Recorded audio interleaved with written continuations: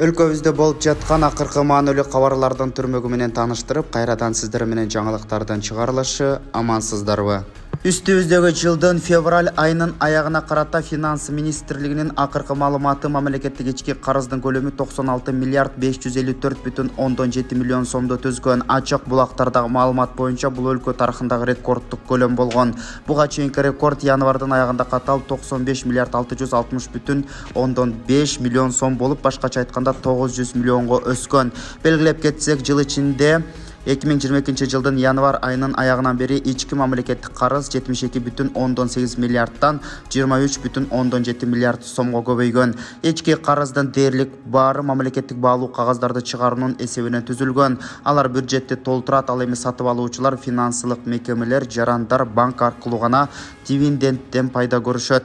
Өткөн жылы мамлекеттик ички карызды төлөө жана төгүүгө 11,5 миллиард сом жумшалган. Өлкөдө улуттук ата мекендик согуштун ардагерлерине 100 000 сомдон берилет. Тиешелүү жарлыкка президент Садыр Жапаров кол койду. Бул тууралуу мамлекет башчынын маалымат кызматынан билдиришти.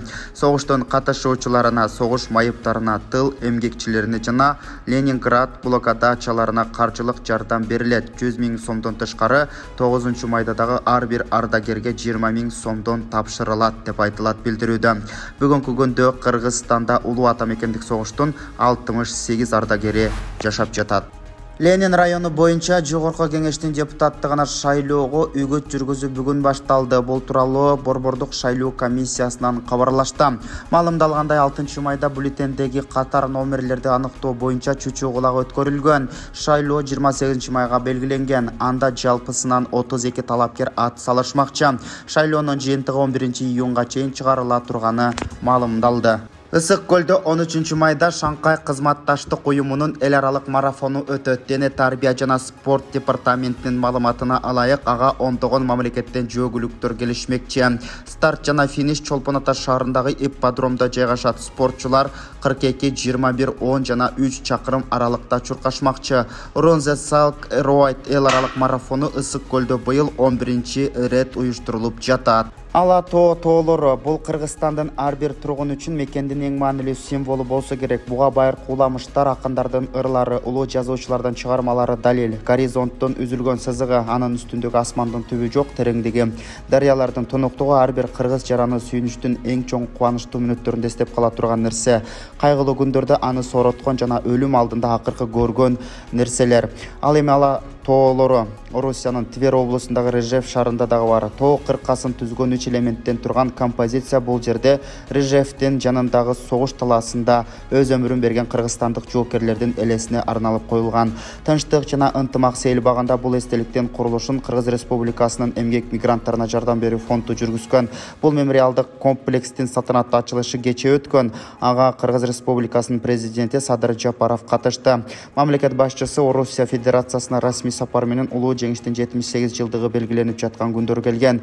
Мамлекет башчысы өз сөзүндө анын бул шаарга келиши ол ата мекендик согушта баатырларча курман болгон кыргызстандык мекендештерге арналган мемориалдык эстеликтин ачылышына байланыштуу болгонун белгилеген. Дал ушул жерде 45 жылдын май айында жалпы жеңиш жетишилген эң ири жана эң кандуу салгылашуулар болгон. Бүгүн 8 майда Жалал-Абад облустук ички иштер башкармалыгына Лада Граната өлкөсүндөгү кызматтык автоунаалар тапшырылды. Бул тууралуу облустук милициядан билдиришти. Маалыматка ылайык, Жалал-Абад облусунун ички иштер башкармалыгынын башчысы Жеңишбек Абетов демөөрчүлөр тарабынан берилген автоунаалардын ачкычтарын Жалал-Абад, Майлуу суу жана Таш көмүр шаардык ички иштер бөлүмдөрүнүн жетекчилерине тапшырган. Автоунаалар кызматтын кызыкчылыгы үчүн туура пайдаланышы керек. Жарандардын кайрылган бардык чакырууларына ыкчам жетип бара чара көрүп, ар түрдүү окуяларга жеринде бөгөт коюп, кылмыштын бетин ачып, күнү-түнү талыкпастан иш алып баруу зарыл. Кыргыз Республикасынын мыйзамдарынын сакталышын камсыздап, элдин милицияга болгон ишенимин жогорулатуу керек дейт ал. Белгилеп кетсек, буга чейин Chevrolet Cobalt үлгүсүндөгү 3 дана кызматтык автоунаалар берилип, алар Созак, Базар Койгон, Нокен райондук ички иштер бөлүмдөрүнө тапшырылып берилген. Эми бүгүнкү күнгө алынган валюталар курсу менен таныштырабыз. Бишкектеги коммерциялык банктарда доллар, рубль жана евронун курсу төмөндөгүдөй болууда. 1 доллар 87 сомдон сатып алынса, 88 сомго чейин сатылууда.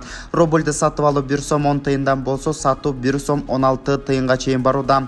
1 евроны сатып алуу 96 сом болсо, 97 сомго чейин сатылууда. Ал эми Улуттук банкта 1 доллардын курсу 87 сом 30 тыйын деп көрсөтүлөт. Урматтуу Москва шаарындагы мекендештер, эгерде сиз чек арага кирди-чыктыга муктаж болсоңуз, же документиңиздин мөөнөтү бүтүп жатса, анда биздин кызматтан пайдалансаңыздар болот. Ар күнү өтө ыңгайлуу, заман талабына жооп берген заманбап автоунаалар Москвадан Казакстандын чек арасына каттоодо. Ортомчусуз кара тизмеден текшерип, бир гана ыңгайлуу автоунаа менен сиздин документ маселесине жардам беришет. Байланыш номерлерибиз 8 926 213 0060 +7 965 402 93 Мухиддин.